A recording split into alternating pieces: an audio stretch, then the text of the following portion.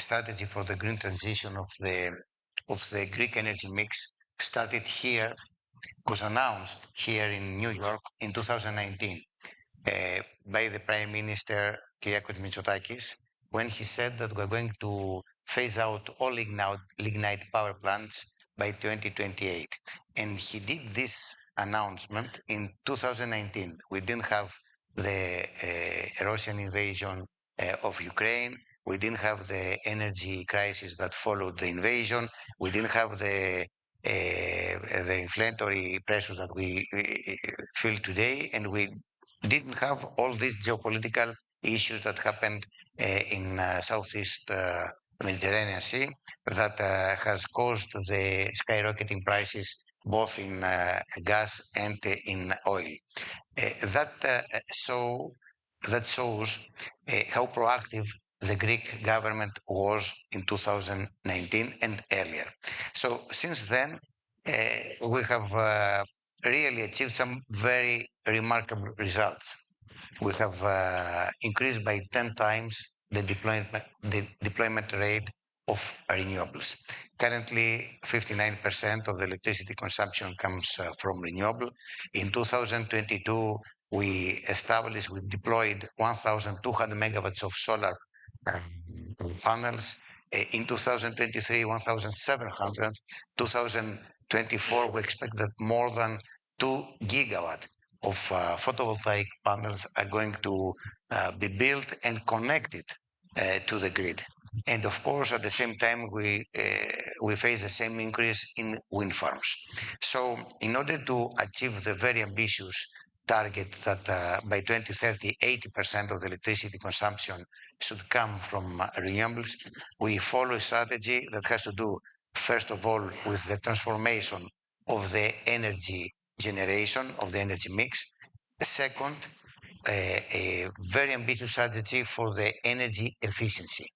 For example, if we could manage today to reduce by 10% the electricity consumption by the energy upgrading of the buildings or by the energy upgrading of the processes in the manufacturing sector, then we would be able to turn off today, to close today, all remaining lignite power plants in Greece. So important is the energy efficiency, because the cheapest and the greenest energy is the one that we don't consume. Therefore, in parallel with the transformation of the Greek energy mix, we have invested a very large amount and we have allocated more than 1.5 billion euro from the Resilient Recovery Fund for the energy upgrading of the buildings and, of course, as I said, the energy upgrading of the manufacturing business, and of course electrification. That means to change from conventional internal combustion engines to electric vehicles. So when we started, we were selling almost 50 to 100 electric vehicles in Greece. 50 to 100 cars.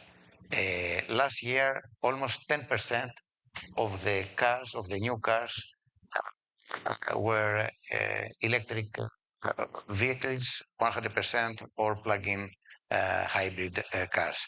And this happened because we introduced a very ambitious project, a very supportive scheme for the changing of the conventional vehicles. So, and of course, in order to achieve the final target, interconnections. So we're upgrading all the interconnection with the neighboring countries. We deploy a large part of storage capacity.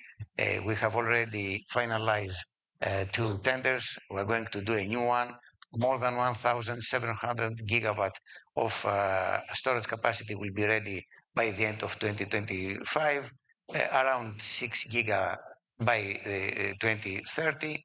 And in this concept, the electricity interconnection between Cyprus and Greece and between Egypt and Greece is also going to help not only the a green transition of the Greek energy sector, but also will support a lot the green transition of Cyprus.